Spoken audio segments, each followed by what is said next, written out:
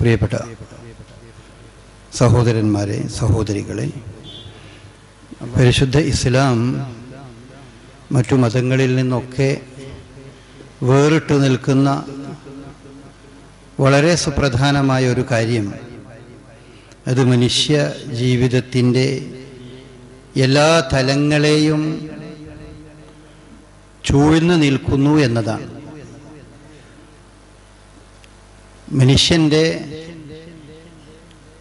ജീവിതത്തിലെ ഏതു സന്ദർഭത്തെ സംബന്ധിച്ചും ഏതു പ്രവൃത്തിയെ സംബന്ധിച്ചും അവന് ചുറ്റും നടക്കുന്ന എന്തൊരു ഭൗതികമോ അല്ലാത്തതോ ആയ ഏത് കാര്യങ്ങളെ സംബന്ധിച്ചും ഇസ്ലാം മതത്തിൽ അതിനൊരു വിധി ഉണ്ടാകും എന്നതാണ് ഇസ്ലാം മതത്തിൻ്റെ പ്രത്യേകത. അതുകൊണ്ട് തന്നെയാണ് ഇസ്ലാം ഒരു സമ്പൂർണ്ണ ദർശനമാണ്, മതമാണ്, ജീവിത രീതിയാണ് എന്നൊക്കെ പറയുന്നത് അതുകൊണ്ടാണ്. അതുകൊണ്ട് ഇന്ന വിഷയത്തെപ്പറ്റി ഇസ്ലാമിനൊന്നും പറയാനില്ല എന്ന ഒരു അവസ്ഥ ഒരു വിഷയത്തെ സംബന്ധിച്ചും ഇസ്ലാമിലുണ്ടാകില്ല. അതിനെ പ്രധാനമായും അഞ്ചിൽ ഒരു വിധി എല്ലാറ്റിനെ സംബന്ധിച്ചും ബാധകമായിരിക്കും. ഒന്നുകിൽ ഒരു കാര്യം അത് നിർബന്ധമായും അനുഷ്ഠിക്കേണ്ടതാകും, ചെയ്യേണ്ടതാകും. അതല്ലെങ്കിൽ നിർബന്ധം ഒന്നുമില്ലെങ്കിലും അത് അനുഷ്ഠിക്കുന്നത് ഏറ്റവും അഭികാമ്യമാകും. രണ്ടാമത്തെ രീതി അങ്ങനെയാണ്, അതിന് നമ്മൾ സുന്നത്ത് എന്നൊക്കെ പറയും. മൂന്നാമത്തെ രീതി ആ കാര്യം ഒരിക്കലും ചെയ്യാൻ പാടില്ലാത്തതായിരിക്കും, അതിനാണ് നമ്മൾ ഹറാം എന്ന് പറയുന്നത്. നാലാമത്തെ വശം ആ കാര്യം ചെയ്യാതിരിക്കുകയായിരിക്കും ഏറ്റവും അഭികാമ്യമായിട്ടുള്ളത്, അതിനാണ് നമ്മൾ കറാഹത്ത് എന്ന് പറയും. അഞ്ചാമത്തെ വശം, അതാണ് ഏറ്റവും കൂടുതൽ മനുഷ്യ ജീവിതത്തിലെ ഏറ്റവും കൂടുതൽ ഉൾക്കൊള്ളുന്ന വിഷയം, അത് ചെയ്യാനും ചെയ്യാതിരിക്കാനും അല്ലെങ്കിൽ അനുഷ്ഠിക്കാനും അനുഷ്ഠിക്കാതിരിക്കാനും അവന് സ്വാതന്ത്ര്യമുള്ള വിഷയം. അതിൽ പ്രത്യേകിച്ച് അവൻ അതുകൊണ്ടൊരു ആ പ്രവൃത്തി കൊണ്ട് മാത്രം പ്രത്യേകിച്ച് എന്തെങ്കിലും ഒരു മരണാനന്തര ജീവിതത്തിൽ അവനൊരു നേട്ടമോ അല്ലെങ്കിൽ അതുകൊണ്ടൊരു കോട്ടമോ പ്രത്യേകിച്ച് വരാനില്ല. ഈ 5 നിയമങ്ങൾ എന്ന് പറയുന്നത് അത് അവൻ്റെ മരണാനന്തര ജീവിതവുമായി ബന്ധപ്പെട്ടതാണ്. നമസ്കരിക്കൽ നിർബന്ധമാണ് മുസ്ലിമിന് എന്ന് പറഞ്ഞാൽ അത് ഈ ഭൂമിയിൽ അതുകൊണ്ട് ഉണ്ടാകുന്ന നേട്ടം എന്തോ ഉണ്ടാകട്ടെ ഉണ്ടാകാതിരിക്കട്ടെ, എന്നാൽ അതുകൊണ്ട് പരലോകത്ത് അവന് നേട്ടം ഉണ്ടാകുന്നുള്ള. അതുപോലെ മദ്യപാനം പാടില്ല, കള്ളു കുടിക്കരുത് എന്ന് പറഞ്ഞാൽ അത് അനുഷ്ഠിക്കുന്നത് കൊണ്ടുള്ള ഗുണം അല്ലെങ്കിൽ കള്ളു കുടിച്ചാൽ ഉണ്ടാകുന്ന ദോഷം അത് ഈ ദുനിയാവിൽ ഉണ്ടാകണം, ഏതായാലും അതിൻ്റെ ആത്യന്തികമായി പരലോകത്താണ്. അതുപോലെ നമ്മുടെ ജീവിതത്തിൽ നമ്മൾ ചെയ്യുന്ന ഒരുപാട് കാര്യങ്ങളുണ്ട്, നമുക്ക് സ്വാതന്ത്ര്യം നൽകിയ വിഷയം.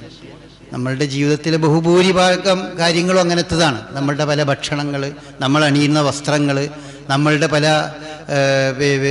വിനോദങ്ങളായ പല വിനോദങ്ങളും, ഇത് പല സംഗതികളും അത് നമുക്ക് താല്പര്യമുണ്ടെങ്കിൽ ചെയ്യുക, താല്പര്യമില്ലെങ്കിൽ ചെയ്യേണ്ട ആവശ്യമില്ല. ഇന്ന വർണ്ണം തന്നെ നിങ്ങൾ നിർബന്ധമായും അല്ലെങ്കിൽ ഇന്ന വർണ്ണം ഉപയോഗിക്കണം എന്ന് പ്രത്യേകമില്ല. വല്ലതിനെ പറ്റിയും പ്രത്യേകമായി പറഞ്ഞിട്ടുണ്ടെങ്കിൽ അതിന് ഒരു പ്രത്യേക പരലോകത്ത് അതിനൊരു ഗുണം കിട്ടും. അപ്പോൾ ഈ അഞ്ചാമത്തെ രീതി നമ്മൾ സാധാരണ ഹലാല്, മുബാഹ് എന്നൊക്കെ പറയും. അങ്ങനെ എല്ലാറ്റിനെ പറ്റിയും ചുരുക്കി പറഞ്ഞാൽ എന്തൊരു സംഗതി ഈ മനുഷ്യൻ്റെ ജീവിതത്തിലേക്ക് കടന്നു വരുന്നോ അതിനെപ്പറ്റി എന്താ ഇസ്ലാമിന് പറയാനുള്ളത് എന്ന് ചോദിച്ചാൽ അതിന് ഇസ്ലാമിന് എന്തെങ്കിലും ഈ 5-1 വിധി അതിനെപ്പറ്റി പറയാനുണ്ടാകും. അത് പറയാനില്ലാത്ത ഒരു കാര്യം ഉണ്ടാവില്ല. അപ്പം അതുകൊണ്ട് തന്നെ നമ്മുടെ മുമ്പിലുണ്ടാകുന്ന ഏതു കാര്യങ്ങളെ സംബന്ധിച്ചും നമ്മൾ ആ രീതിയിൽ വിലയിരുത്തണം. ഇപ്പോൾ നമ്മുടെ മുമ്പിൽ വന്ന് നിൽക്കുന്നത് നമ്മളുടെ എലക്ഷനാണ്. അതുപോലെ നമ്മളെ സംബന്ധിച്ചിടത്തോളം അതിൽ ഏറ്റവും പ്രധാനപ്പെട്ടത് വോട്ട് രേഖപ്പെടുത്തുക എന്നുള്ള കാര്യമാണ്. ആ കാര്യത്തെ സംബന്ധിച്ച് എന്തായിരിക്കും ഒരു മതത്തിൻ്റെ ആ വിഷയത്തിലുള്ള കാഴ്ചപ്പാട് എന്തായിരിക്കും എന്ന് അന്വേഷിച്ചാൽ അത് നമുക്ക് ആ വിഷയത്തിൽ നമുക്ക് കൃത്യമായ വഴി നമുക്ക് ഇസ്ലാം പറഞ്ഞു തരുന്നുണ്ടാവും. അതിൽ ഞാനിവിടെ ഓതിയത് സൂറത്തുർ റൂം എന്ന് പറയുന്ന റോം എന്ന് പറയുന്ന ഒരു സൂറത്ത് 30-ാമത്തെ വിശുദ്ധ ഖുർആനിലെ സൂറത്താണ്. ആ സൂറത്ത് അവതരിക്കുന്നതിന് ഒരു പശ്ചാത്തലം ഉണ്ടായിട്ടുണ്ട്. ആ പശ്ചാത്തലവുമായി ബന്ധപ്പെടുത്തി നമ്മളുടെ സമകാലിക എലക്ഷനും മറ്റുമായി ബന്ധപ്പെട്ടതിനെ അതിനെ ബന്ധപ്പെടുത്തി നമുക്ക് മനസ്സിലാക്കാൻ സാധിക്കും. റോമാ സാമ്രാജ്യത്തിനെ സംബന്ധിച്ച് പറയുന്നതാണ് ആ സൂറത്ത്. തുടങ്ങുന്നത് ഒലിബത്തിർ റൂം, റോമ തോറ്റുപോയിരിക്കുന്നു. അത് ഒരു ക്രിസ്താബ്ദം 613 നടന്ന റോമൻ സാമ്രാജ്യവും പേർഷ്യൻ സാമ്രാജ്യത്തിൻ്റെയും പ്രതിനിധികൾ, രാജാക്കന്മാർ അല്ലെങ്കിൽ അവരുടെ വേണ്ടപ്പെട്ട ആളുകൾ പട്ടാളക്കാർ പരസ്പരം നടത്തിയ യുദ്ധത്തിൽ റോമ തോറ്റുപോയി. അത് ഈ ക്രിസ്താബ്ദം 611 അന്തോക്കിയ യുദ്ധത്തിലാണ് ആ സംഭവം നടക്കുന്നത്. നബി സല്ലല്ലാഹു അലൈഹി വസല്ലം ജീവിച്ചിരിക്കുന്ന സന്ദർഭത്തിലാണ്. ഹിജ്റയുടെ തൊട്ടു മുമ്പ്, ഏതാനും വർഷങ്ങൾക്ക് മുമ്പ് നടന്നൊരു സംഭവമാണ്. അതിനെപ്പറ്റിയാണ് ഈ ഖുർആൻ പറയുന്നത്. ഫി അദ്നൽ അർളി വഹും മിൻ ബഅദി ഗലബിഹിം സയഗ്ലിബൂൻ. നമ്മുടെ നാടിൻ്റെ തൊട്ടടുത്ത് വെച്ചത് റോം തോറ്റുപോയിരിക്കുന്നു. അഥവാ അറേബ്യയുടെ തൊട്ടടുത്ത പ്രദേശത്ത് വെച്ച് തോറ്റുപോയിരിക്കുന്നു. സിറിയൻ ഭാഗത്ത് വെച്ച് നടന്ന ഒരു യുദ്ധത്തിലാണ് അവർ തോറ്റുപോകുന്നത്. പക്ഷേ വിശുദ്ധ ഖുർആൻ പറയുന്നു വഹും മിൻ ബഅദി ഗലബിഹിം സയഗ്ലിബൂൻ. ഇല്ല, അവരിനി തോറ്റിട്ടുണ്ടെങ്കിലും അവർക്ക് ജയമുണ്ടാകും. ഫി ബിദ്ഇ സിനീൻ, ഏതാനും വർഷങ്ങൾക്കിടയിൽ, അവർക്ക് 10 വർഷത്തിനിടയിൽ അവർക്ക് ജയമുണ്ടാകും. ലില്ലാഹിൽ അംറു മിൻ ഖബ്ലു വ മിൻ ബഅദ്, നേരത്തെയും ശേഷവുമൊക്കെ കാര്യങ്ങൾ തീരുമാനിക്കുന്നവൻ അല്ലാഹുവാണ്. വ യൗമഇദിൻ യഫ്റഹുൽ മുഅ്മിനൂൻ, ആ ദിവസം, ആ ജയമുണ്ടാകുന്ന ദിവസം യഫ്റഹുൽ മുഅ്മിനൂൻ, വിശ്വാസികൾക്ക് വളരെ സന്തോഷമുണ്ടാകും. അവർ സന്തോഷിക്കും. ബിനസ്രില്ലാ, അല്ലാഹു ഒരു വിജയം നൽകിയതിൽ അവർക്ക് സന്തോഷമുണ്ടാകും. യൻസുറു മൻ യശാ, താൻ ഉദ്ദേശിക്കുന്നവരെ അല്ലാഹു സഹായിക്കുന്നു. വഹുൽ അസീസുർ റഹീം, അവൻ പ്രതാപവാനും കാരുണ്യവാനുമാണ്. ഇതാണ് ഈ ആയത്തിന്റെ അർത്ഥം. അപ്പൊ ഇത് പറയുന്നത് ഈ റോമക്കാരും പേർഷ്യക്കാരും തമ്മിലുള്ള യുദ്ധമാണ്. റോമക്കാരെന്ന് പറയുന്നത് ക്രിസ്ത്യാനികളായിരുന്നു. കുരിശും യേശുക്രിസ്തു ദൈവപുത്രനാണെന്നൊക്കെ വിശ്വസിക്കുന്ന ആ കാലഘട്ടത്തിൽ യേശുക്രിസ്തുവിനെ പറ്റി, ഈസാ നബിനെ പറ്റി ദൈവപുത്രനാണെന്ന് വിശ്വസിക്കുന്ന അവര് ബഹുദൈവ വിശ്വാസികളായ ക്രിസ്ത്യാനികളാണ് റോമക്കാർ. എന്നാൽ പേർഷ്യക്കാരാകട്ടെ അഗ്നി ആരാധകരാണ്. അവര് തീൻ ആരാധിക്കുന്ന ആളുകളായിരുന്നു. ഇവർ തമ്മിലുള്ള യുദ്ധം മക്കയുടെ പരിസരത്ത് വെച്ച് നടക്കുമ്പോൾ മക്കയിൽ ജീവിച്ചിരുന്ന മുസ്ലിങ്ങളും ശത്രുക്കളും അതിൽ രണ്ടുപേരും അങ്ങോട്ടും ഇങ്ങോട്ടും കക്ഷികളായി എന്ന് പറഞ്ഞാൽ അവര് രണ്ടിന്റെയും പക്ഷം പിടിച്ചു. മുസ്ലിങ്ങൾ റോമക്കാരുടെ പക്ഷമായിരുന്നു. റോമ ജയിക്കണം, റോമയുടെ ആളുകളായിട്ടായിരുന്നു മുസ്ലിങ്ങൾ നിലനിന്നിരുന്നത്. എന്നാൽ ബഹുദൈവ വിശ്വാസികളാകട്ടെ അഗ്നി ആരാധകരായ പേർഷ്യക്കാരുടെ അവരെ പിന്തുണച്ച് അവർ ജയിക്കണം. ആരാ ജയിക്കുക എന്നുള്ളതിൽ അവർ തമ്മിൽ മത്സരം നടന്നിട്ടുണ്ട്, അവര് ബെറ്റ് വെച്ചിട്ടുണ്ട്. അങ്ങനെ ആ രീതിയിൽ അങ്ങനത്തെ ഒരു സംഭവമാണ് ഈ സംഭവം. ആ സന്ദർഭത്തിലാണ്, ആ യുദ്ധത്തിലാണ് റോമക്കാർ തോറ്റുപോകുന്നത്. അഥവാ മുസ്ലിങ്ങൾ പക്ഷം പിടിച്ചിരുന്ന ആളുകൾ തോറ്റുപോയി. അപ്പോൾ നബി സല്ലല്ലാഹു അലൈഹി വസല്ലമക്കും സഹാബിമാർക്കും ബാക്കിയുള്ളവർക്കൊക്കെ ഭയങ്കര പ്രയാസമുണ്ടായി, വളരെ ദുഃഖമുണ്ടായി. നമ്മളുടെ കക്ഷി അല്ലെങ്കിൽ നമ്മൾ പക്ഷം പിടിച്ച ഈ ആളുകൾ തോറ്റുപോയല്ലോ, അവർ ജയിക്കണം എന്നായിരുന്നു അവരുടെ മനസ്സിലെ വല്ലാത്ത ആഗ്രഹം. പക്ഷെ അവർ തോറ്റുപോയി. അപ്പൊ അവരെ സമാധാനിപ്പിക്കുന്ന രീതിയിലാണ് ഈ വചനം അവതരിക്കുന്നത്. സാരല്ല, ഏതാനും വർഷങ്ങൾ കൊണ്ട് അവർ വീണ്ടും ജയിക്കും, അന്ന് നിങ്ങൾക്ക് വളരെ സന്തോഷം ഉണ്ടാകും എന്ന് പറഞ്ഞു. പക്ഷേ ആ സന്ദർഭത്തിൽ തോറ്റ് തുന്നം പാറിയിരുന്നു വാസ്തവത്തിൽ റോമാ സാമ്രാജ്യം.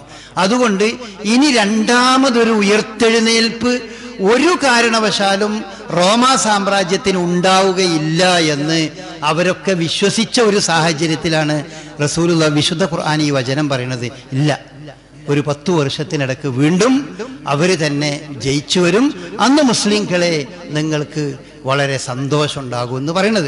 അപ്പോൾ അത് വിശ്വസിക്കാൻ പോലും കഴിയാത്ത രീതിയിൽ തകർന്നു കിടക്കുന്ന സന്ദർഭമാണ്. ഹെർക്കുലീസ് ചക്രവർത്തിയാണ് റോമൻ സാമ്രാജ്യത്തിന്റെ അതിനെ നയിച്ചിരുന്നത്. ഇപ്പൊ ഹെർക്കുലീസ് ആകെ തോറ്റു തുന്നം പാടിയിരിക്കുകയാണ്.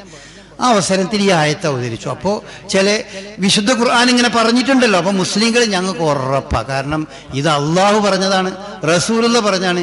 എന്തായാലും അടുത്തതിൽ മുസ്ലിങ്ങൾ അഥവാ റോമക്കാർ തന്നെ ജയിക്കുന്നവർ പറഞ്ഞു. അങ്ങനെ ബെറ്റ് വെച്ചു. ചില ആളുകൾ ബെറ്റ് വെച്ചു. ബെറ്റ് വെക്കുക എന്നത് വിരോധിക്കപ്പെടുന്ന ഒരു ഇത് മദീന കാലഘട്ടത്തിലാണ് അത് വിരോധിക്കുന്നത്, അത് പാടില്ല എന്ന് പറഞ്ഞു. ഇത് മക്ക കാലഘട്ടത്തിലാണ്. അങ്ങനെ ഈ സഹാബിമാരിൽ അബൂബക്കർ സിദ്ദീഖും തന്നെ ആ ബെറ്റ് വെച്ചിരുന്നു, ആരാ ജയിക്കുക, ഇവർ ജയിക്കുന്നാണ് ബെറ്റ് വെച്ചിരുന്നു. അങ്ങനെ ആ 10 വർഷത്തിൻ്റെ ഇടയ്ക്ക് തന്നെ ഈ ക്രിസ്താബ്ദ 622 ആ മേൽ പറഞ്ഞ വീണ്ടും ഈ റോമയും പേർഷ്യയും തമ്മിൽ യുദ്ധം ഉണ്ടായി. അതിൽ റോമക്കാർ ജയിച്ചു. അപ്പം മുസ്ലിങ്ങൾ വളരെയധികം സന്തോഷിക്കുകയുണ്ടായി. ഈ സംഭവം എന്താന്ന് വെച്ചാൽ, നമ്മൾ ഇതിൽ നിന്ന് ഉൾക്കൊള്ളുന്ന പാഠം എന്താന്ന് വെച്ചാൽ, 2 വിഭാഗം അല്ലെങ്കിൽ എത്രയോ വിഭാഗങ്ങൾ പരസ്പരം ഏതെങ്കിലും വിഷയത്തിൽ അങ്ങോട്ടും ഇങ്ങോട്ടും യുദ്ധമോ അതല്ലെങ്കിൽ ഈ കളിയോ അതല്ലെങ്കിൽ ഏതെങ്കിലും വിഷയത്തിൽ നിലനിൽക്കുമ്പോൾ അത് താൻ വിശ്വസിക്കുന്ന ആശയവും ആദർശവും തൻ്റെ വിശ്വാസം ഉൾക്കൊള്ളുന്നവരല്ലെങ്കിൽ അതിൽ എനിക്ക് കാര്യമില്ല എന്ന് വിചാരിക്കുന്ന നിലപാടല്ല മുസ്ലിങ്ങൾക്കും ഇസ്ലാമിനുള്ളത്. അങ്ങനെ വിചാരിക്കുന്ന ഒരു തലം മുസ്ലിങ്ങൾക്ക്, ഇന്ത്യൻ മുസ്ലിങ്ങൾക്ക് നേരത്തെ ഉണ്ടായിരുന്നു. ഇന്ത്യയിൽ ഈ ഒരു അമുസ്ലിം ഭരണകൂടം വരുമ്പോൾ ഇസ്ലാമിന് അതിലെന്താ കാര്യമുള്ളത്? അതുകൊണ്ട് അമുസ്ലിം ഭരണകൂടത്തിനെതിരിൽ എങ്ങനെയായാലും അമുസ്ലിങ്ങളെ ഭരണത്തിൽ വരുള്ളൂ, അല്ലെങ്കിൽ ഇസ്ലാമിക ഭരണം ഇവിടെ വരില്ല, അതുകൊണ്ട് നമ്മൾ വോട്ട് തന്നെ ചെയ്യണ്ട എന്ന് വിശ്വസിക്കുന്ന ഒരു കാലഘട്ടം ഇന്ത്യൻ മുസ്ലിങ്ങളിൽ ചില ആളുകൾക്ക് ഉണ്ടായിരുന്നു ഒരു കാലത്ത്. അന്ന് അവരതിന് പറഞ്ഞിരുന്ന ന്യായം, എന്തായാലും ഇവിടെ അമുസ്ലിം ഭരണകൂടം ഉണ്ടാവുള്ളൂ, അഥവാ ഒരു ഇസ്ലാമിക ഭരണകൂടം ഈ നാട്ടിൽ ഉണ്ടാവില്ല, അതുകൊണ്ട് നമുക്കതിൽ ഒന്നും ചെയ്യാല്ല, അതുകൊണ്ട് വോട്ട് തന്നെ ചെയ്യാൻ പാടില്ല. നമ്മൾ വോട്ട് ചെയ്യാന്ന് പറഞ്ഞാൽ തന്നെ അത് ഹറാമാണ്, അത് നമ്മൾ ഇതിനെ സഹായിക്കലാണ് എന്നൊക്കെ വിശ്വസിച്ച് അതിൽ ഈമാൻ കൊണ്ട് വോട്ട് ചെയ്യാതെ നിന്നിരുന്ന ഒരു കാലഘട്ടം ഉണ്ടായിരുന്നെങ്കിൽ ഇന്ന് അതിൽ നിന്ന് വ്യത്യസ്തമായി അതൊക്കെ മാറി. മുസ്ലിങ്ങളിലെ നല്ല വിഭാഗം, ആ വിഭാഗത്തിനൊക്കെ ആ ഒരു ചിന്ത മാറി. എന്നാൽ ഇന്നും മുസ്ലിങ്ങളിൽ ഒരു തീവ്ര വിഭാഗമുണ്ട്, തീവ്രമായി ചിന്തിക്കുന്ന ഒരു വിഭാഗമുണ്ട്. അവരിപ്പോഴും വിശ്വസിക്കുന്നത് ഒരു ഇസ്ലാമികമായ ഒരു ഭരണ സംവിധാനത്തിന് വേണ്ടിയല്ലാതെ, അതിൻ്റെ കീഴിലല്ലാതെ മുസ്ലിങ്ങൾക്ക് ജീവിക്കാൻ പാടില്ല എന്ന് വിശ്വസിക്കുകയും അങ്ങനത്തെ ഒരു സംവിധാനത്തെ അല്ലാതെ നമുക്കൊരിക്കലും ഉൾക്കൊള്ളാനോ സന്തോഷിക്കാനോ പാടില്ല, അതുകൊണ്ട് ഈ നാട്ടിൽ തന്നെ ജീവിക്കാൻ പറ്റൂല എന്ന് വിചാരിച്ച് അങ്ങനെ ഈ നാട് വിട്ടു പോവുകയും, അതാണ് IS-ലേക്കൊക്കെ ചേക്കേറിപ്പോയ മുസ്ലിങ്ങളിലെ തന്നെ ചില ആളുകൾ. അവരുടെ അടിസ്ഥാനപരമായ വിശ്വാസം ഇതാണ്, ഇത് മുസ്ലിങ്ങൾക്ക് അമുസ്ലിം ഭരണകൂടത്തിന് കീഴിൽ ജീവിക്കാൻ പറ്റില്ല, പാടില്ല, അതുകൊണ്ട് ഈ നാട്ടിൽ നിന്ന് പോയിട്ട് അതിനെതിരിൽ എന്തൊക്കെ ചെയ്യാൻ പറ്റുമോ അത് ചെയ്യുക എന്ന ഒരു നിലപാടാണുള്ളത്. അത് നമ്മുടെ നാട്ടിൽ നിന്നും ആ പ്രൊപ്പഗണ്ടയിൽ അകപ്പെട്ട് കുറച്ച് ചില വളരെ ചുരുങ്ങിയ ആളുകളാണെങ്കിലും അതിൻ്റെ മാനക്കേട് എല്ലാ മുസ്ലിങ്ങളും പേറുകയാണ്. ആ രീതിയിൽ അങ്ങനെ ഉണ്ടായിട്ടുണ്ട്. പക്ഷേ ഇസ്ലാമിൻ്റെ കാഴ്ചപ്പാട് അതാണ്, ഉള്ളതിലേതാണോ നമുക്ക് ഏറ്റവും, നമ്മളുമായി ഏത് രീതിയിലാണ് നമുക്ക് ഏറ്റവും ഗുണകരമായതാണ്, നമ്മുടെ മതവിശ്വാസത്തിന്, നമ്മുടെ രാജ്യത്തിൻ്റെ നന്മക്ക്, നമ്മുടെ മറ്റുതരം പുരോഗതിക്ക്. അപ്പോൾ ഇതിന് ഏറ്റവും അനുയോജ്യമായത് ഏതാണ്? അത് നമ്മുടെ വിശ്വാസത്തിൽപ്പെട്ടവരോ മുസ്ലിങ്ങളോ അമുസ്ലിങ്ങളോ മതമുള്ളവനോ മതമില്ലാത്തവനോ എന്നൊന്നും നോക്കേണ്ട ആവശ്യമില്ല, ഏതാണെന്ന് ആവശ്യമില്ല. ആരാണ് നമ്മളെ ഈ ജയിക്കാൻ, ആരാണ് നമ്മളുടെ അധികാരത്തിൽ വരാൻ നല്ലത്, ആര് വരുന്നതാണ് ഈ നാട്ടിൽ ഇന്ത്യ രാജ്യത്തിനും മുസ്ലിങ്ങൾക്കും അതുപോലെ ഈ നാട്ടിലെ പൗരന്മാർക്കും ഏറ്റവും ഉത്തമം ആര് വരുന്നതാണ് എന്നാണോ നമ്മൾ വിശ്വസിക്കുന്നത്, ആര് വരുന്നതാണ് നല്ലത് എന്നാണോ നമ്മൾ വിശ്വസിക്കുന്നത്, അവർക്കാണ് നമ്മൾ വോട്ട് ചെയ്യേണ്ടത്. വോട്ട് ചെയ്യേണ്ടത് അവർക്കാണ്. അത് ഇന്നവർ എന്നുള്ളത് അവനവന് തീരുമാനിക്കാം. ആര് വരുന്നതാണ്, ഇടതുപക്ഷം വരികയാണോ നല്ലത്, വലതുപക്ഷം വരികയാണോ നല്ലത്, അതല്ല മറ്റേതെങ്കിലും രീതിയിലുള്ള ഏതെങ്കിലും ഭരണ സംവിധാനങ്ങളാണോ ഇന്ത്യയിൽ നല്ലത്, എന്താകണം ഇന്ത്യ രാജ്യത്തിനും അതുപോലെ ഇന്ത്യയിൽ ജീവിക്കുന്ന മുസ്ലിങ്ങൾക്കും ഇന്ത്യയിലെ പൗരന്മാർക്കും ഏറ്റവും നല്ലത് അവയിൽ ഏതാണ്, അതിൻ്റെ കൂടെ അതിനോട് മാനസികമായി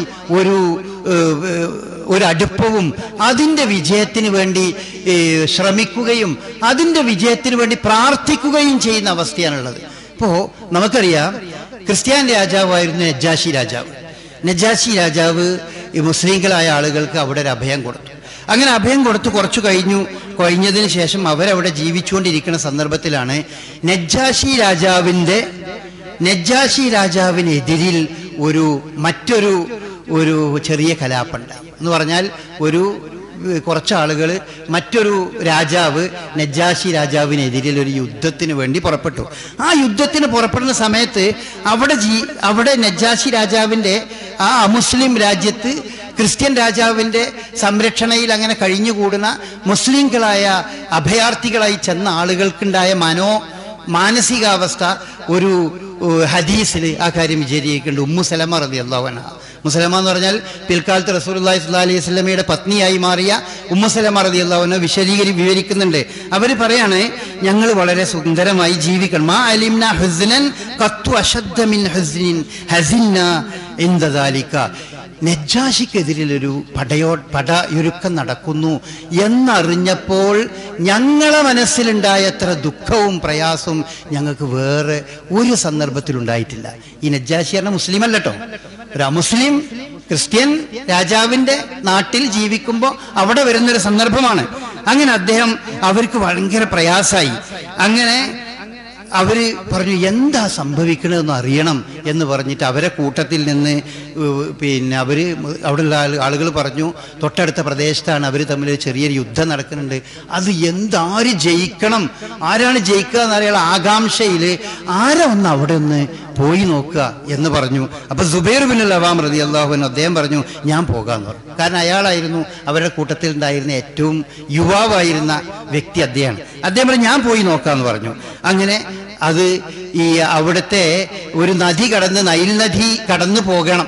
അപ്പൊ ഇവരെല്ലാവരും അദ്ദേഹത്തിന് ഒരു കന്നാസുമേൽ കെട്ടിയിട്ട്, കന്നാസൊക്കെ അടിയിൽ വയറുമേൽ ഒരു കന്നാസൊക്കെ കെട്ടി തുഴഞ്ഞ് അദ്ദേഹം അക്കരെ പോയി അവിടുത്തെ യുദ്ധമൊക്കെ വീക്ഷിച്ചു. അങ്ങനെ ഇദ്ദേഹത്തെ അങ്ങോട്ട് പറഞ്ഞയക്കുമ്പോൾ ഉമ്മു സലമ റളിയല്ലാഹു അൻഹ പറയാണ്, വദഅഉനല്ലാഹ ലിന്നജ്ജാശി, നജ്ജാശിക്ക് വേണ്ടി ഞങ്ങളെല്ലാവരും പ്രാർത്ഥിച്ചു. ബിൽലുഹൂരി അലാ അദുവി, ആ ശത്രുവിന്റെ എതിരിൽ നജ്ജാശി ജയിക്കണമേ എന്ന് ഞങ്ങളൊക്കെ പ്രാർത്ഥിച്ചു. വതംകീന ലഹു ബിബിലാദിഹി, ഈ നാടിന്റെ ഭരണം അത് നജ്ജാശിക്ക് ലഭിക്കണമേ എന്ന് ഞങ്ങൾ പ്രാർത്ഥിച്ചു. ഫസ്തൗസക അലൈഹി അംറുൽ ഹബശ, എങ്കിലേ ഈ എത്യോപ്യയുടെ അവസ്ഥ നന്നാവുകയുള്ളൂ. വകുന്ന ഇൻദഹു ഫീ ഖൈറി മൻസിലിൻ, ആ നജ്ജാശിയുടെ കീഴിലാണ് ഞങ്ങളൊരു നല്ല സമൂഹമായി മുസ്ലിങ്ങളായി ഞങ്ങൾക്കിവിടെ ജീവിക്കാൻ സാധിക്കുന്നത് അയാളുടെ കീഴിലാണല്ലോ എന്ന് പറഞ്ഞുകൊണ്ട് അവര് ഉമ്മു സലമ റളിയല്ലാഹു അൻഹയും അതുപോലെ മറ്റ് നബി സല്ലല്ലാഹു അലൈഹി വസല്ലമയുടെ അനുയായികളിൽ നിന്ന് സഹാബിമാര് അവിടെ വന്നിരുന്ന ആളുകളൊക്കെ ഞങ്ങൾ നജ്ജാശിക്ക് വേണ്ടി അവിടെ ഇരുന്ന് പ്രാർത്ഥിക്കായിരുന്നു എന്നാണ് ഈ സന്ദർഭത്തിൽ പറഞ്ഞിട്ടുള്ളത്. അപ്പൊ അത്രയും ഗൗരവമുള്ള സംഗതിയാണ് എന്നർത്ഥം. അതൊരു മുസ്ലിം ആയതുകൊണ്ടല്ല പ്രാർത്ഥിക്കുന്നത്. നാടിൽ ഏറ്റവും സുരക്ഷിതമായ സമാധാനപരമായ സന്തോഷകരമായ ഒരു അവസ്ഥ ഉണ്ടാകുന്നതിന് പര്യാപ്തമായ ആളുകൾ ആരാണെന്നാണോ നമ്മൾ മനസ്സിലാക്കുന്നത്, അവര് അധികാരത്തിൽ വരണം എന്നതിനു വേണ്ടി നമ്മുടെ പ്രാർത്ഥന അതിന് ഉപയോഗിക്കേണ്ടതാണ്. നമുക്ക് ഒന്നാമതായി ചെയ്യാനുള്ളത് പ്രാർത്ഥന എന്നുള്ളതാണ്. ആ പ്രാർത്ഥന അതിൽ പ്രധാനപ്പെട്ട ഒരു കാര്യമാണ്. പ്രാർത്ഥിക്കാറിനാൽ ചില ആളുകളൊക്കെ ധരിച്ചത് മുസ്ലിങ്ങൾക്ക് വേണ്ടി മാത്രമേ പ്രാർത്ഥിക്കാൻ പാടുള്ളൂ എന്നല്ല. മുസ്ലിങ്ങൾക്കായാലും നാടിനായാലും അതിൻ്റെ നന്മക്ക് അനുയോജ്യമായത് എന്താണോ അതിനുവേണ്ടി പ്രാർത്ഥിച്ചു കൊണ്ടിരിക്കുക എന്നാണ്. അതാണ് ഈ ക്രിസ്ത്യൻ രാജാവായ നജ്ജാശിയും സൈന്യവും തന്നെ വിജയിക്കട്ടെ എന്ന് ഞങ്ങൾ അള്ളാഹിനോട് പ്രാർത്ഥിച്ചുകൊണ്ടിരിക്കുകയായിരുന്നു എന്നാണ് റസൂലുള്ളാഹി സ്വല്ലല്ലാഹി അലൈഹി വസല്ലമയുടെ പിൽക്കാലത്ത് പത്നിയായ ഉമ്മു സലമ റളിയല്ലാഹു അൻഹ ആ സംഭവം റിപ്പോർട്ട് ചെയ്തു തരുന്നത് നമുക്ക് അങ്ങനെയാണ്. അങ്ങനെ ആ ഒരു അവസ്ഥയാണ് നമ്മളതിൽ മനസ്സിലാക്കുന്നത്. അപ്പോൾ ഒന്നാമതായി ഇത്തരം സന്ദർഭങ്ങളിൽ ഏറ്റവും അനുയോജ്യമായ ഒരു ഭരണാധികാരി കടന്നു വരണം, ഒരു ഭരണം ഇന്ത്യ രാജ്യത്തുണ്ടാകണമെന്നതിൽ നമ്മൾ പ്രാർത്ഥിക്കേണ്ടതാണ്. നമ്മുടെ പ്രാർത്ഥനയിൽ അത് വരേണ്ടതാണ്. നിർബന്ധമായും അത് നമ്മളുടെ ഈ സന്ദർഭത്തിൽ നമ്മുടെ ഒരു ബാധ്യതയാണ്. കാരണം ഇന്ത്യ രാജ്യത്തിൻ്റെ ഭരണഘടനയും ഇന്ത്യ രാജ്യത്ത് നിലനിൽക്കുന്ന ജനാധിപത്യവും മതേതരത്വവും അതാണ് ന്യൂനപക്ഷങ്ങളായി ജീവിക്കുന്ന മുസ്ലിങ്ങളെ സംബന്ധിച്ചിടത്തോളം ഏറ്റവും അനുയോജ്യമായ ഒരു ഭരണ സംവിധാനം അതാണ്. ഈ രാജ്യത്തിലെ എല്ലാ പൗരന്മാർക്കും, അത് ഈ മുസ്ലിം ആകട്ടെ അമുസ്ലിം ആകട്ടെ, മതമുള്ളവനാകട്ടെ ഇല്ലാത്തവനാകട്ടെ, ആർക്കാണെങ്കിലും ഏത് പൗരനും വളരെ സമാധാനത്തോടുകൂടി ഈ രാജ്യത്ത് അവരുടെ അവകാശങ്ങളോടുകൂടി തന്നെ ജീവിക്കാൻ ഏറ്റവും അർഹമായ ഭരണ സംവിധാനം നമ്മുടെ ഭരണഘടന വിഭാവനം ചെയ്യുന്ന ആ ജനാധിപത്യവും മതേതരത്വവും വളരെ സൗഹൃദമായ രീതിയിൽ നിലനിൽക്കുന്ന അവസ്ഥ ഇവിടെ ഉണ്ടാകണം. അത് നിലനിർത്താനും ഉണ്ടാക്കുവാനും ആർക്കാണ് സാധിക്കുക? അവരാണ് നമ്മുടെ രാജ്യത്തിന്റെ സാരഥികളായി വരേണ്ടത്. അത് ആർക്കാണ് സാധിക്കുക എന്നാണോ നിങ്ങൾ വിശ്വസിക്കുന്നത്? അത് ഓരോരുത്തർക്കും വ്യത്യസ്തമായ വിശ്വാസം ഉണ്ടാവും. ഈ രാജ്യത്തെ ഓരോ പൗരനും അതിനെ സംബന്ധിച്ച് വ്യത്യസ്തമായ ധാരണയും വിശ്വാസമായിരിക്കും. ആരാണ് ഇതിന് ഏറ്റവും അനുയോജ്യമായിട്ടുള്ളത്? അവര് അധികാരത്തിൽ വരണം എന്നത് നമ്മൾ പ്രാർത്ഥിക്കണം. ഒന്ന്. രണ്ടാമത്തെ സംഗതി, നമ്മളുടെ കയ്യിൽ ഇതിൽ രണ്ടാമത്തെ നമ്മുടെ കയ്യിലുള്ള ആയുധം, ഒന്നാമത്തെ ആയുധമാണ് ഈ പറഞ്ഞ ഈ പ്രാർത്ഥന എന്ന് പറഞ്ഞത് ഒന്നാമത്തെ ആയുധം. അതോടൊപ്പം അതിന് അതുപോലെ ശക്തമായ പ്രവൃത്തിയില്ലാതെ പ്രാർത്ഥനയ്ക്ക് അർത്ഥമല്ല. അപ്പൊ അതിൽ ഏറ്റവും ഓരോരുത്തർക്കും പ്രവർത്തിക്കാൻ സാധിക്കുന്ന സംഗതി വോട്ട് ചെയ്യുക എന്നുള്ളതാണ്. വോട്ട് ചെയ്യാതിരിക്കുന്ന അവസ്ഥ ഉണ്ടാകാൻ പാടില്ല. അത് ഈ രാജ്യത്തിന്റെ നിയമത്തിന്റെ ഒരു ഭാഗമാണ്. അതുകൊണ്ടാണ് സർക്കാർ തന്നെ ഓരോ സ്ഥലങ്ങളിലും വോട്ട് ചെയ്യാൻ എല്ലാവരെയും പഠിപ്പിക്കുകയും അത് ചെയ്യാൻ പ്രേരിപ്പിക്കുകയും ചെയ്യുന്നത്. ആ സംവിധാനം, വോട്ട് ചെയ്യുക എന്നുള്ള സംവിധാനമാണ് നമ്മളിൽ ഓരോരുത്തരിലുമുള്ള ഈ രാജ്യത്തിന്റെ ഭരണം ശരിയായ രീതിയിൽ മുന്നോട്ട് പോകുന്നതിന് അതിനെ നയിക്കുന്ന ഏക ആയുധം നമ്മുടെ കയ്യിലൊക്കെ ഉള്ള ഈ വോട്ട് എന്നുള്ളതാണ്. അപ്പൊ ഈ വോട്ട് ഒരിക്കലും നഷ്ടപ്പെടുത്താതിരിക്കുക. അവനവന്റെ വീട്ടിൽ എത്ര വിഷമിച്ച് നിൽക്കുന്നവരാണെങ്കിലും അവരെയൊക്കെ ഈ വോട്ട് ചെയ്യാൻ വേണ്ടി നമ്മൾ അവരെ അതിനെ സജ്ജമാക്കണം. വോട്ട് നഷ്ടപ്പെടുത്തരുത്. അത് നമ്മൾ ടൂർ നിശ്ചയിച്ചിട്ടുണ്ടെങ്കിൽ അല്ലെങ്കിൽ മറ്റെന്തെങ്കിലും യാത്ര നിശ്ചയിച്ചിട്ടുണ്ടെങ്കിൽ അതൊന്നും നമ്മളുടെ 23-ാം തീയതിയുള്ള വോട്ടെടുപ്പിന് വരുന്നതിന് അതിന് പങ്കെടുക്കുന്നതിന് തടസ്സമാകാൻ പാടില്ല. വോട്ട് എന്തായാലും ചെയ്യണം. നിങ്ങൾ ഉംറയ്ക്ക്, ഞാനൊരു പ്രസംഗിക്കുന്ന ഒരാൾ പ്രസംഗിക്കുന്നത് കേട്ടു. അദ്ദേഹം പറഞ്ഞു വളരെ ശരിയാണ്. അദ്ദേഹം പറയണ്ടായി, നിങ്ങൾ ഉംറ യാത്ര ഫിക്സ് ചെയ്തിട്ടുണ്ടെങ്കിൽ, ഉംറയ്ക്ക് പോകണം തീരുമാനിച്ചിട്ടുണ്ടെങ്കിൽ, ഒന്നുകിൽ നിങ്ങൾ 23-ാം തീയതി മടങ്ങി വരുന്ന രീതിയിൽ അത് അറേഞ്ച് ചെയ്യുക, അതല്ലെങ്കിൽ 23-ാം തീയതിക്ക് ശേഷം പോകുന്ന രീതിയിൽ അറേഞ്ച് ചെയ്യുക. ഉംറ ചെയ്യുന്നതിനേക്കാൾ വളരെ പ്രാധാന്യമേറിയ ഒരു വിഷയമാണ് യഥാർത്ഥത്തിൽ ഈ ഉംറയുടെ പേരിൽ നമ്മൾ ഒഴിവാക്കേണ്ടതല്ല ഈ വോട്ട് ചെയ്യൽ നടത്തും. അതുപോലെ വളരെ ഗൗരവവും പ്രാധാന്യമുള്ള ഒരു സംഗതിയാണ് വോട്ട് ചെയ്യുക എന്നുള്ളത്. അപ്പൊ അതുകൊണ്ട് നമ്മൾ ഈ ടൂറ് പോലത്തെ വളരെ ലളിതമായി നമ്മൾ കാണരുത്. ആ രീതിയിൽ തന്നെ നമ്മളത് ചെയ്യണം. 5 കൊല്ലം കൂടുമ്പോൾ ഒരു ഇന്ത്യയിലെ ഓരോ പൗരന്റെ കയ്യിലും ഓരോരുത്തരുടെ കയ്യിലും ലഭിക്കുന്ന ഒരു ആയുധമാണത്. ഇങ്ങനെ ഓരോരുത്തരുടെ കയ്യിലും ലഭിക്കണ മറ്റൊരായുധമില്ല. അവനവന്റെ കയ്യിൽ അവനവന്റെ മനസാക്ഷിക്കനുസരിച്ച് ചെയ്യാൻ അനുവാദമുള്ള, അതിന് ഭരണഘടന അനുവദിക്കുന്ന ഈ വോട്ട് എന്ന് പറഞ്ഞത് അതൊരിക്കലും പാഴാക്കി കളയാത്ത രീതിയിൽ നമ്മൾ ഓരോരുത്തരും അത് വിനിയോഗിക്കണം. അതിന് തടസ്സമായി ഉണ്ടാകുന്ന എല്ലാ പരിപാടികളും നമ്മൾ അത് മാറ്റി നിർത്തി ഏറ്റവും അധികം വോട്ട് നമ്മൾ ഉണ്ടാകണം. അത് ഈ ഒരു മണ്ഡലം എന്നല്ല, നമ്മുടെ ഇന്ത്യ രാജ്യത്തെ എല്ലാവരും ആ രീതിയിൽ തന്നെ ഉണരേണ്ട കാര്യമാണ് ഈ എലക്ഷൻ എന്ന് പറയുന്നത്. അത് ഏത് കാലഘട്ടത്തിലും അങ്ങനെ തന്നെയാണ്. എലക്ഷൻ വോട്ട് എന്ന് പറഞ്ഞാൽ 5 കൊല്ലത്തിൽ ഒരിക്കൽ വരുന്ന സന്ദർഭത്തിൽ ഈ ഒരു അവബോധം നമ്മുടെ മനസ്സിൽ എപ്പോഴും നിലനിൽക്കണം. അത് ഇതിൽ വളരെ പ്രധാനപ്പെട്ട ഒരു കാര്യമാണ്. പിന്നെ ഭരണം എന്നുള്ളതിനെ സംബന്ധിച്ച് നമ്മൾ മനസ്സിലാക്കേണ്ട ഒരു സംഗതിയുണ്ട്. വിശുദ്ധ ഖുർആൻ പറയുന്നത് ഖുലില്ലാഹുമ്മ മാലിക്കൽ മൂതി തൂതിൽ മുൽക മൻ തശാ. നമുക്ക് ചെയ്യാനുള്ള സംഗതിയാണ് നമ്മൾ ചെയ്യുന്നത്. പക്ഷെ ഭരണം ആരുടെ കയ്യിൽ വരും? അത് അള്ളാഹു നിശ്ചയിക്കുന്ന രീതിയിൽ വരും. ഖുലില്ലാഹുമ്മ മാലിക്കൽ മുൽക്കി തൂതിൽ മുൽക മൻ തശാ. അള്ളാഹു ആണ് ഭരണം കൈകാര്യം ചെയ്യുന്നവൻ. അത് അവൻ ഉദ്ദേശിക്കുന്നവർക്ക് അവൻ നൽകും. തൻസിൽ മുൽക മിമ്മൻ തശാ. അവൻ ഉദ്ദേശിക്കുന്നവരിൽ നിന്ന് അത് പിഴുതെടുക്കുകയും ചെയ്യും. അതുപോലെ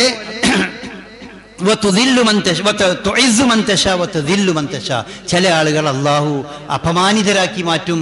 അതുപോലെ ചില ആളുകൾ അള്ളാഹു പ്രതാപമുള്ളവരാക്കി മാറ്റും. അതൊക്കെ അള്ളാഹു തീരുമാനിക്കുന്ന രീതിയാണ്. ബിയദിക്കൽ ഖൈർ, നിന്റെ കയ്യാലാണ് നന്മകളൊക്കെ നടക്കുന്നത്. വഇന്നക അലാ കുല്ലി ഷൈഇൻ ഖദീർ. അതാണ് അതിൻ്റെ ഇസ്ലാമികമായ കാഴ്ചപ്പാട്. നമ്മളുടെ ഭാഗത്ത് ചെയ്യേണ്ട സംഗതികൾ ചെയ്യുക. ഭരണം എന്നത് ആര് അധികാരത്തിൽ വരികയാണെങ്കിലും അവർക്ക് ആ ഭരണം നടത്താനുള്ള സംവിധാനം, ആ ഭരണം നൽകുന്നത് പടച്ചോൻ നൽകുന്നൊരവസരമാണ്. അവർക്ക് അത് ചിലപ്പോൾ അവർക്കൊക്കെ നൽകുന്നൊരവസരം പോലെ നമ്മൾക്കുള്ളൊരു പരീക്ഷണമായി എന്നും വരും. അപ്പൊ അവിടെയൊക്കെ നമ്മൾ അതിനെപ്പറ്റി ഇസ്ലാമിന്റെ കാഴ്ചപ്പാട് അങ്ങനെയാണ് ആ വിഷയത്തിൽ. പിന്നെ ഇസ്ലാമിക ഭരണം തന്നെ വരണം. ഇസ്ലാമിക ഭരണം വരണമെങ്കിൽ അതിന് വേറെ കുറേ സംഭവങ്ങളുണ്ട്. അത് ഇങ്ങനെ ഭരണം എന്നത് ലക്ഷ്യം വെച്ച് അതിനു വേണ്ടി അത് ടാർഗറ്റ് ചെയ്തൊരു പണിയെടുക്കാൻ നമ്മളോട് ആരോടും ഇസ്ലാം മതം പറയണില്ല.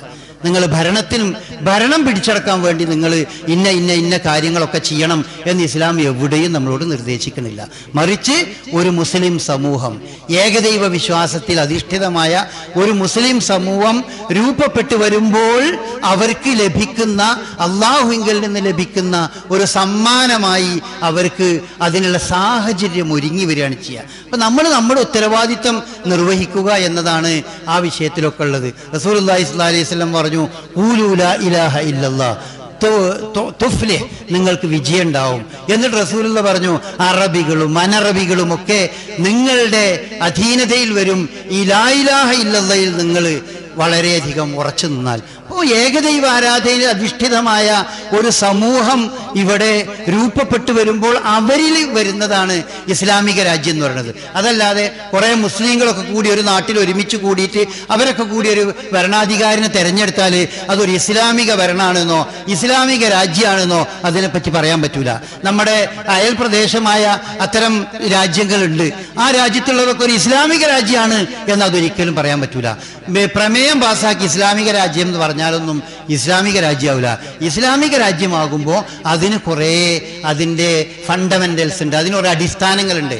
അതിൻ്റെ ഒന്നാമത്തെ അടിസ്ഥാനം അത് ഏകദൈവാരാധനയിൽ തൗഹീദിൽ അധിഷ്ഠിതമായിരിക്കണം. അപ്പോഴേ അത് ഇസ്ലാമികമായ ഒരു ഭരണകൂടമാവുകയുള്ളൂ. അപ്പൊ ഇന്ത്യ രാജ്യത്തെ സംബന്ധിച്ചിടത്തോളം അങ്ങനെ ഒരു ഇസ്ലാമിക ഭരണം ഇവിടെ നിലനിൽക്കുന്നതിന് അതിനെ ശ്രമിച്ചുകൊണ്ട് ഒരു യജ്ഞം നടത്താൻ വേണ്ടി മുസ്ലിങ്ങളാരും കൽപ്പിക്കപ്പെട്ടിട്ടില്ല. അങ്ങനെ നമ്മളെ സംബന്ധിച്ചിടത്തോളം ഉള്ള സംവിധാനത്തിൽ ഏതാണ് നമ്മുടെ മതവിശ്വാസവും നമ്മുടെ കർമ്മങ്ങളും രാജ്യത്തിൻ്റെ ഗുണവും പ്രജകളുടെ ക്ഷേമവും അതിനൊക്കെ അനുയോജ്യമായത് ഏതാണ് എന്നാണ് നമ്മൾ മനസ്സിലാക്കുന്നത്.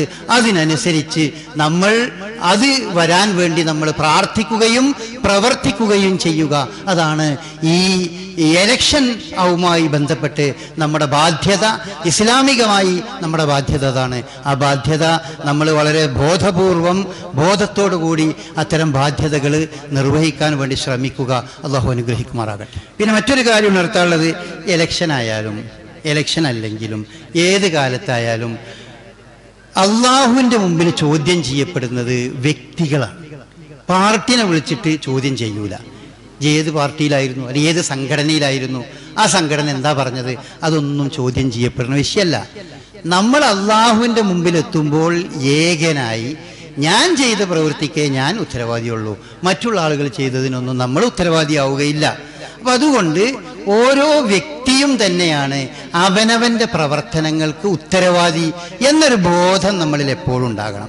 അതുകൊണ്ട് തന്നെ വിശുദ്ധ ഖുർആൻ പറഞ്ഞതുപോലെ ലാ യജ്രിമന്നകും ശനആനു ഖൗമിൻ അലാ അല്ലാ തഅദിലു, ആരോടെങ്കിലുള്ള ദേഷ്യം വിദ്വേഷം തൻ്റെ പാർട്ടിക്കാരനല്ല, തൻ്റെ എതിർ പാർട്ടിയാണ്, അല്ലെങ്കിൽ ആ പാർട്ടി അധികാരത്തിൽ വരണമെന്ന് ഞാൻ ഉദ്ദേശിക്കണില്ല, എൻ്റെ പാർട്ടി അധികാരത്തിൽ വരണം ഉദ്ദേശിക്കാനുള്ളത്, അതുകൊണ്ട് തൻ്റെ പാർട്ടിക്കാരല്ല എന്നുള്ളത് കൊണ്ട് അവർക്കെതിരിൽ എന്ത് അനീതിയും എന്തും ചെയ്യാം എന്ന് ഒരു മുസ്ലിമായ ഒരാൾ വിചാരിക്കാൻ പാടില്ല.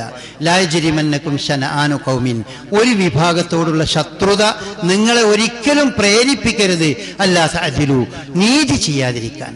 അപ്പൊ നീതി ഉണ്ടാകണം. ആരോട് എന്ത് ചെയ്യുകയാണെങ്കിലും, ഏത് പാർട്ടിക്കാരോട് ചെയ്യുകയാണെങ്കിലും, ആരെ പറ്റി എന്ത് കാര്യങ്ങൾ നമ്മൾ പ്രയോഗിക്കുമ്പോഴും പറയുമ്പോഴും അവിടെയൊക്കെ അനീതി ആ വിഷയത്തിൽ ഉണ്ടാകാൻ പാടില്ല.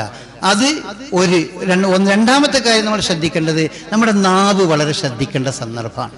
നാവ് നമ്മൾ തന്നെയാണ് അതിൽ ഉത്തരവാദി. അപ്പം നമ്മൾ ആളുകളിങ്ങനെ പറഞ്ഞ് ആളുകളെ പറ്റി ഇല്ലാത്തത് പറഞ്ഞ് നമ്മൾ പ്രചരിപ്പിക്കാൻ പാടില്ല.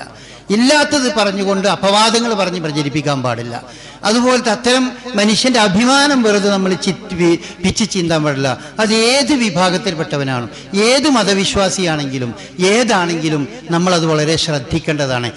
പണ്ടൊക്കെ അത് പറയാന്നുള്ള പരിപാടിയാണ് നമ്മളെ ഇടയിലുണ്ടായിരുന്നത്. ഇപ്പം അത് നമ്മളുടെ സോഷ്യൽ മീഡിയയിലായപ്പോൾ അതൊന്നുകൂടി കടന്നു വന്നു. നമ്മുടെ വാട്സപ്പും ഫേസ്ബുക്കും അതിലൂടെയൊക്കെ നമ്മൾ ഫോർവേഡ് ചെയ്യുക എന്നുള്ളത് വളരെ ആലോചിക്കേണ്ട കാര്യമാണ്. നമ്മൾ ഫോർവേഡ് ചെയ്താൽ അതിൻ്റെ അർത്ഥം അത് ഞാൻ നിങ്ങൾ പറയും പോലെ തന്നെയാണ്. അല്ലെങ്കിൽ അടിയിൽ നമ്മൾ കുറിപ്പെഴുതണം, ഇത് ശരിയോ തെറ്റോ എന്ന് നിങ്ങളൊന്ന് അന്വേഷിക്കണം, അറിയണം എന്നൊക്കെ പറഞ്ഞുകൊണ്ട് ഫോർവേഡ് ചെയ്യാൻ തിരക്കേടില്ല. നേരെ കിട്ടിയ പാടൽ തന്നെ ഏതെങ്കിലും ഒരാളെ സംബന്ധിച്ച് എന്തെങ്കിലും ഒരു വിവരം കിട്ടിയാൽ തന്നെ, പ്രത്യേകിച്ചും ഈ ലൈംഗിക ആരോപണങ്ങളൊന്നും ഒരിക്കലും നമ്മൾ ഫോർവേഡ് ചെയ്തെടുത്ത് അങ്ങോട്ടും ഇങ്ങോട്ടും പറയാൻ പാടില്ല. അത് ഉള്ളതാണെങ്കിൽ പോലും പറയാൻ പാടില്ല എന്നാണ് ഇസ്ലാമിൻ്റെ നിർദ്ദേശം. അപ്പം അങ്ങനത്തെ രീതിയിലുള്ള പ്രവർത്തനങ്ങൾ മുസ്ലിങ്ങളായ നമ്മുടെ ഭാഗത്ത് നിന്ന് ഇലക്ഷൻ്റെ സമയത്താണെങ്കിൽ പോലും അതിലൊക്കെ ഒരു വൃത്തിയും സൂക്ഷ്മതയും നമ്മുടെ കയ്യിലുണ്ടാകണം. ആളുകളെ പറ്റി കളവ് പറയുകയും ആളുകളെ പറ്റി ഇല്ലാത്തത് പറയുകയും ഇല്ലാത്ത കാര്യങ്ങൾ പല രീതിയിലും പ്രചരിപ്പിക്കുകയൊക്കെ ചെയ്യുന്ന അവസ്ഥ ഉണ്ടാകരുത്. നാവിനെ നമ്മൾ സൂക്ഷിക്കുക. അതുപോലെ തന്നെ നമ്മൾ നാവിനെ സൂക്ഷിക്കുന്നതോടൊപ്പം തന്നെ നമ്മുടെ നീതിബോധത്തെയും നമ്മളെപ്പോഴും വളരെ നല്ല രീതിയിൽ നമ്മളതിനെ കാത്തു സൂക്ഷിച്ചു കൊണ്ടിരിക്കണം. അങ്ങനെ വളരെ മാന്യമായ രീതിയിലുള്ള ഒരു എലക്ഷൻ രീതിയിലേക്ക് നമ്മൾ പോവുക. അല്ലാഹു സുബ്ഹാനഹു വ തആല അനുഗ്രഹിക്കുമാറാകട്ടെ.